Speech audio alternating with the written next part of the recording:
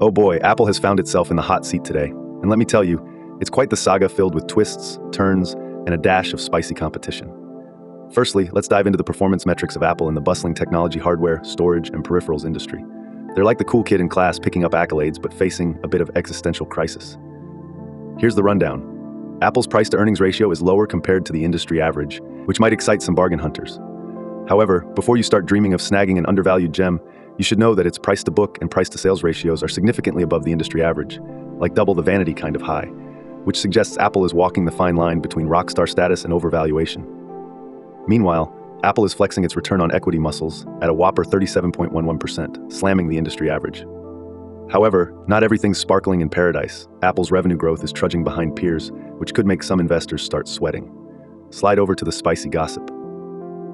Hold on to your AirPods because the Meta platform CEO Mark Zuckerberg just vented over at the Joe Rogan School of Podcasting about Apple playing a little too clingy with its AirPod connectivity protocols.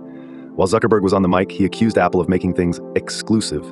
Because, brace yourselves, they didn't encrypt the protocols. His beef? Make it more like an open tapas bar of audio connectivity. This comes as both Meta and Apple cozy up to strategic launches in smart glasses, steadily eyeing each other's moves like aggressive chess grandmasters.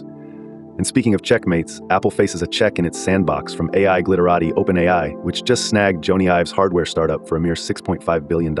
According to industry expert Gene Munster, this bold move could be Apple's first real threat in eons within its cozy hardware kingdom. It's like an epic fantasy saga sequel titled The Return of the Innovative Hardware Wars. Although our friend Mr. Munster soothed the looming discrepancies by touting Apple's robust ecosystem with its ironclad loyal user base, he threw a bone and suggested that Google might be more vulnerable, given its less fortified integration than Apple's superglue-like hardware-software symbiosis.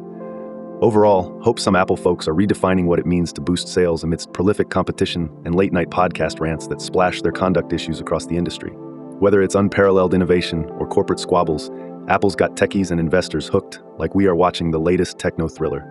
Stay tuned, folks, it's only getting juicier from here. Thanks for watching to the end. Remember, this is just one story from our full daily show, which includes all the other news and an analysis of the day's tech market activity. If you found this video interesting or insightful, then please like, subscribe, and share it with others. Your support is greatly appreciated. Catch you later.